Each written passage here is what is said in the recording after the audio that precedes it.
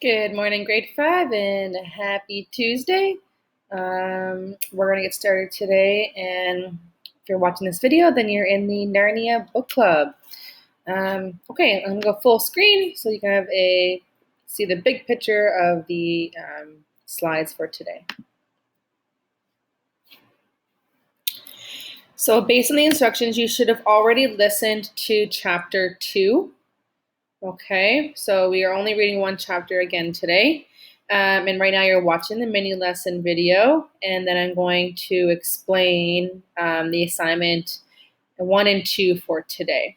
Okay, before we get to that, again, make sure you have listened to chapter 2. You can listen to me read it, or if you feel like reading it yourself, you can always mute it and read along. So you saw this plot pyramid last Sunday, and it's also referred to as a story arc sometimes. So we are started here in the exposition, and we are still in this area learning about the setting. We're going to find out a little bit more about that today, and characters and their relationships in the background. So we are still in this phase of the story plot. But we are going to see a little bit of an introduction to what is the conflict. So we're in the rising action we'll start to see in this chapter today. So the setting, hopefully you realize that by the end of reading chapter 2, that just in case you don't remember what setting is the time and the location in which a story takes place.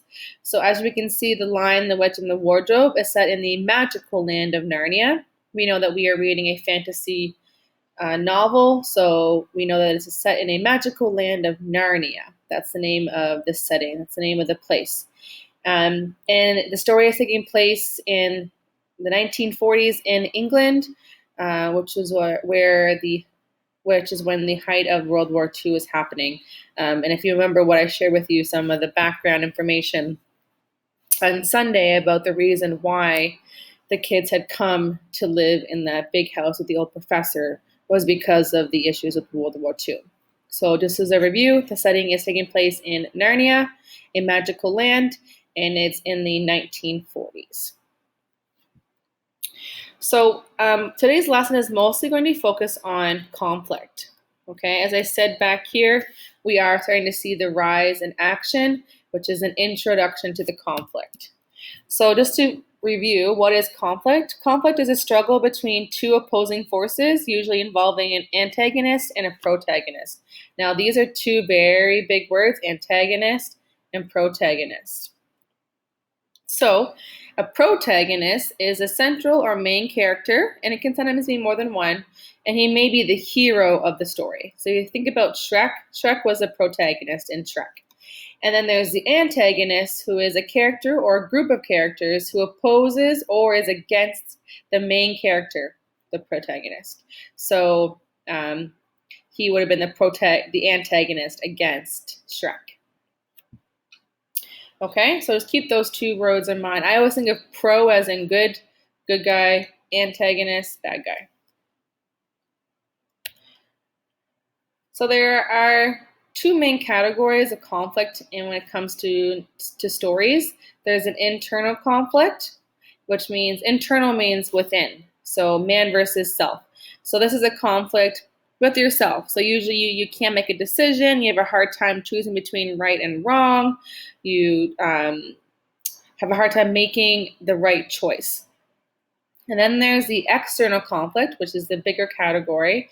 And that's where you have man versus man, which is a conflict between two characters, like in Shrek. That would be a man versus man.